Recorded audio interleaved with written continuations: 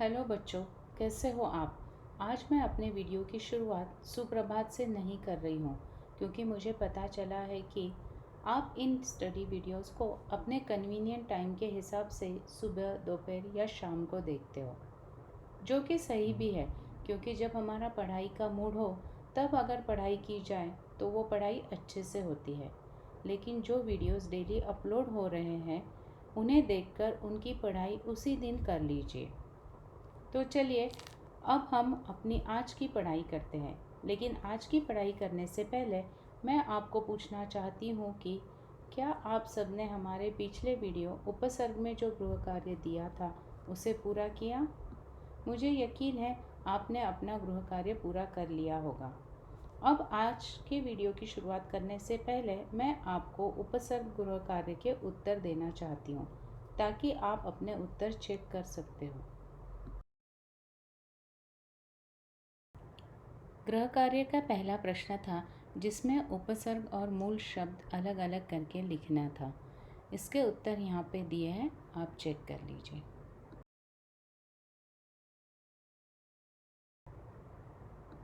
गृह कार्य के दूसरे प्रश्न में उपसर्ग और मूल शब्द को जोड़कर नया शब्द बनाना था। उसके उत्तर भी यहाँ दिए हैं, आप चेक कर लीजिए।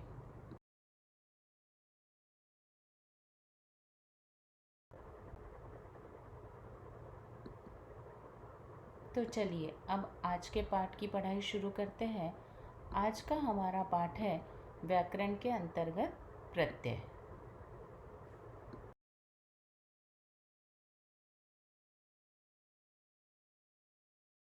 तो आज हम देखते हैं कि प्रत्यय क्या होते हैं और प्रत्यय के प्रकार कौन कौन से होते हैं।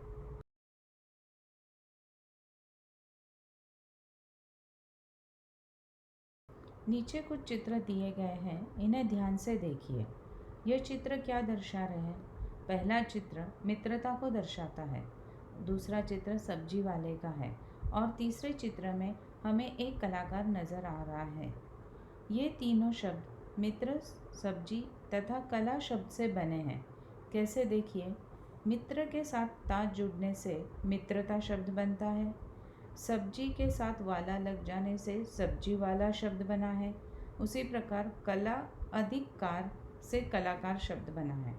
अब आपको समझ में आ ही गया होगा कि मित्र, सब्जी तथा कला शब्द क्रमशः ता, वाला तथा कार शब्दांश के जुड़ने से बने हुए हैं और ये नए शब्द हैं तथा उनके मूल अर्थ में परिवर्तन भी हुआ है।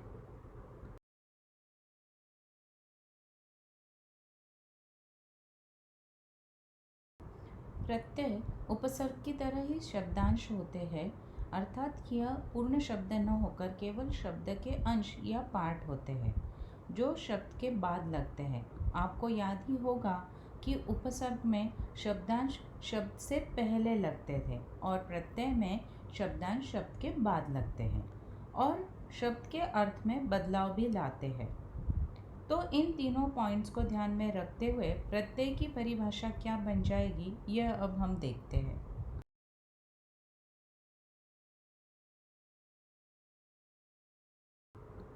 प्रत्यय की परिभाषा। जो शब्दांश किसी शब्द के अंत में जुड़कर उसके अर्थ में परिवर्तन लाते हैं उन्हें प्रत्यय कहते हैं। हम परिभाषा को उदाहरण के द्वारा समझ लेते हैं। जैसे फल वाला, इस शब्द में यह शब्द बना है फल अधिक वाला से। फल के अंत में वाला जोड़ दो तो शब्द बन जाता है फल वाला। फल का अर्थ होता है फ्रूट्स और इसके अंत में प्रत्यय लगा है वाला, जिससे शब्द बना है फल वाला। फल वाला वो होता है जो फलों को बेचता है, तो फल वाला यह एक नया शब्द बन गया है।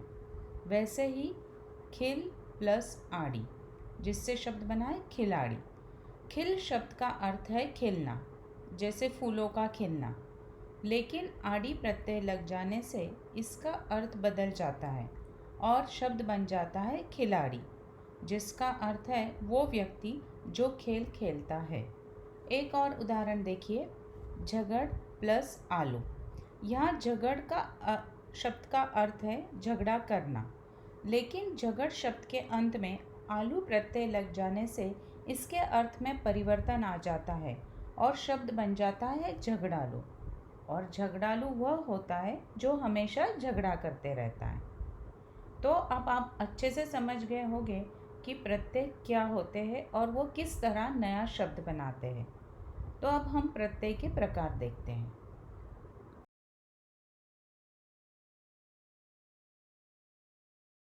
प्रत्यय के प्रकार। प्रत्यय के दो प्रकार होते हैं।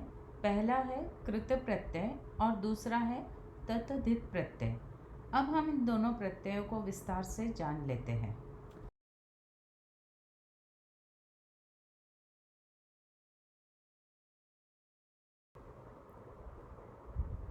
कृत प्रत्यय क्रिया के अंत में जोड़े जाते हैं।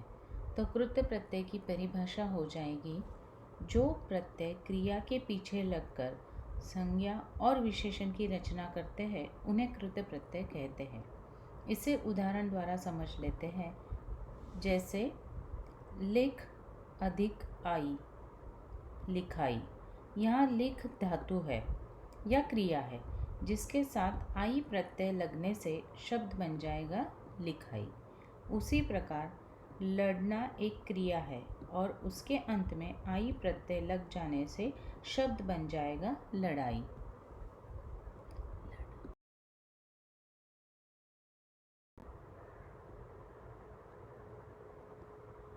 यहाँ आपको कृत प्रत्यय के कुछ उदाहरण दिए गए हैं।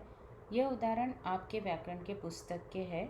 आपके व्याकरण के पुस्तक से स्कैन कर आपके पढ़ने के लिए इन्हें यहाँ दिया गया है। तो इन्हें यहाँ पे अच्छे से पढ़िए। यहाँ जैसे कृत प्रत्यय आ कृत प्रत्यय से कौन कौन से शब्द बनेंगे? पूजा, भूला, पढ़ा। इसी प्रकार आई, आन, आवट इत्यादि कृत प्रत्यय से शब्द कैसे बनेंगे, इसे अच्छे से पढ़ लीजिए।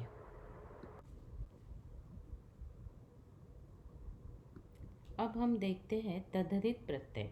जो प्रत्यय संज्ञा, सर्वनाम, विशेषण आदि शब्दों के पीछे लगकर नए शब्दों की रचना करते हैं उन्हें तद्धित प्रत्यय कहते हैं। हमने देखा था कि कृत प्रत्यय क्रिया के अंत में जोड़े जाते हैं और तद्धित प्रत्यय संज्ञा, सर्वनाम, विशेषण इनके अंत में जोड़े जाते हैं। जैसे सुंदर प्लस ता, तो शब्द बन जाता है सुंदरता। अब यहाँ सुंदर क्या है?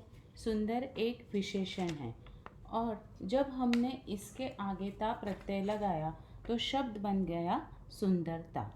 वैसे ही बच्चा प्लस पन, यहाँ पर बच्चा क्या है?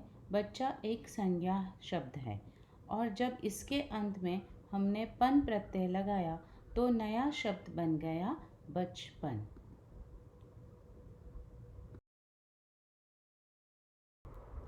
यहाँ आपके पुस्तक से स्कैन किए हुए तद्धित प्रत्यय के उदाहरण दिए हैं। इन्हें ध्यान से पढ़िए। यहाँ आपको तद्धित प्रत्यय और उनके प्रयोग से बने शब्द दिए हैं जिन्हें पढ़ना है। जैसे आई प्रत्यय से लंबाई। यहाँ लंबा ये मूल शब्द है जिसे आई प्रत्यय लगाया है और उससे शब्द बना है लंबाई। उसी प्रकार आस प्रत्यय से शब्द बना है मिठास। इक से दैनिक, ई से पंजाबी आदि उदाहरण यहाँ दिए हैं। आप इन उदाहरणों को अपने नोटबुक में लिख लीजिए और जब भी आपको समय मिले इसे पढ़ते रहिए।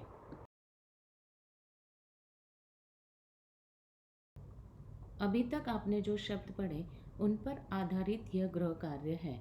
उन शब्दों की सहायता से आप यह गृह कार्य पूरा कर सकते हो। आपके किसी भी रफ नोटबुक में आप इसे लिख सकते हो।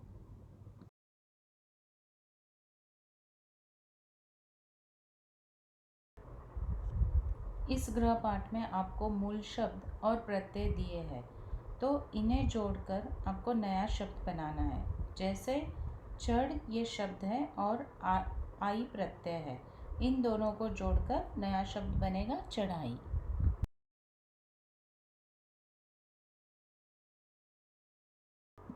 इस प्रश्न में आपको कुछ प्रत्यय दिए गए हैं। इन प्रत्ययों से आपको दो दो शब्द बनाने हैं। जैसे कार, कार प्रत्यय से हम शब्द बना सकते हैं कलाकार, चित्रकार।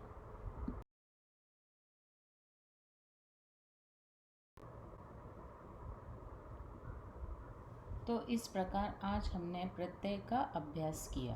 दिया गया होमवर्क आप ज़रूर कीजिए। अपने उत्तर आप अपने नोटबुक में लिख के रखिए। अगले पाठ से पहले मैं आपको इन प्रश्नों के उत्तर दूंगी। तब तक के लिए मैं वैशाली मिस आपसे विदा लेती हूँ। धन्यवाद।